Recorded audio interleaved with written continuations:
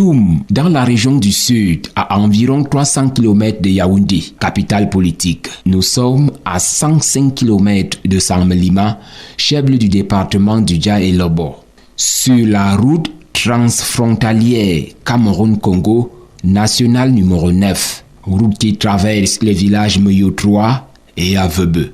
Mais ici, la route passe et les ennuis suivent pour les populations autochtones qui depuis 8 ans environ font face à une situation qui peut être perçue comme un accaparement de terre avec l'arrivée dans ce village des individus pour le développement des activités de chasse sportive dans un premier temps. En 2017.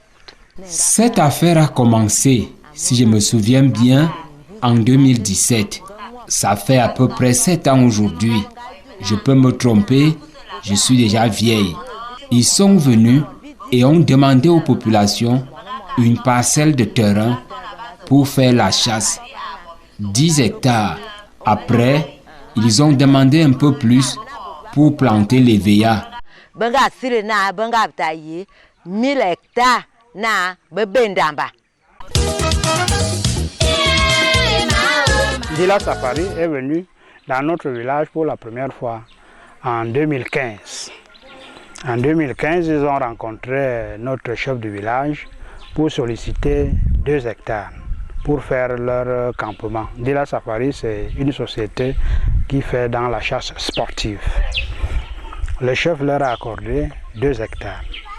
Mais lorsqu'ils sont venus, n'est-ce pas, pour délimiter les 2 hectares, au lieu de 2 hectares, ils ont délimité 10 hectares. Le chef s'est opposé, le village s'est opposé pour leur dire que nous avions un accord pour 2 hectares. Comment se fait-il que vous vous retrouvez déjà à 10 hectares? Les demandeurs vont ensuite, selon les témoignages recueillis sur place dans ces villages, solliciter l'augmentation de la surface et vont par la suite changer d'activité. Il y a eu des pourparlers avec une commission qui était dirigée par le sous-préfet.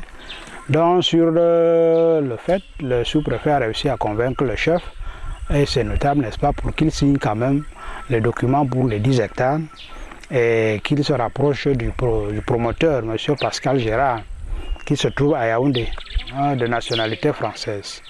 Quand il rentre donc de là, apparemment dans le village, ils ont eu des disputes sur le partage de ce que M. Dila Safari leur avait donné.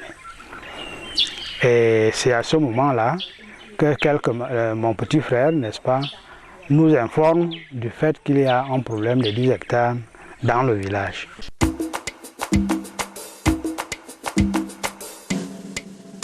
Nous décidons alors d'aller voir le site en compagnie de notre guide, l'un des fils du village, venu prêter main forte aux siens.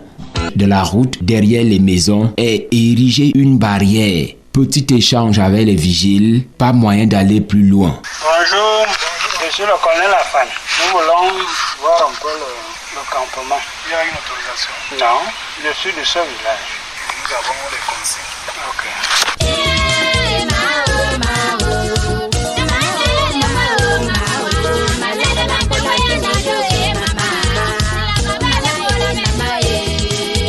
Selon notre guide, il s'agit du site qui sert de pépinière pour de nombreuses cultures que la société exploite, à l'exemple du plantain. C'est alors que nous rencontrons l'adjoint au chef. Ce qu'on attend maintenant, c'est que comme notre frère nous a aidés à nous édifier sur ce problème, que la société Rubicam nous fasse des choses qui vont remplacer vraiment notre forêt qu'ils ont occupée. Et peut-être nous impliquer dans ce projet pour que nous aussi, nous ayons un bénéfice. Pour ces populations, les soupçons de complicité existent entre cette société et les différentes autorités dans la négociation et l'octroi des parcelles. Tant de superficie ne peuvent pas être cédées pour rien, disent-ils. bile bia saba na bia ne bina me fana afan ba ma nyon donc bibia nyin va ansom bibile fo boto so bia yobo kos kamolok biombi te bise bina va afanete et on dit attends jamin som te na bia komie bobo amu be délimitation à tout et tout on t'a la makana o donc ma bia se yon tu bi ga nyin abe. Ils ont pris toutes ces terres. Maintenant, nous n'avons plus rien.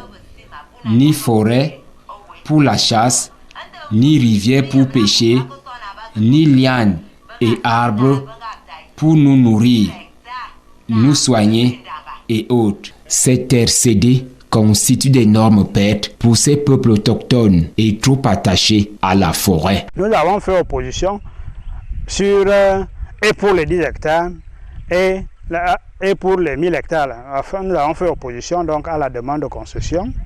Et après avoir fait ces oppositions, nous avons rencontré les différents chefs administratifs, notamment le sous-préfet, le préfet et le gouverneur.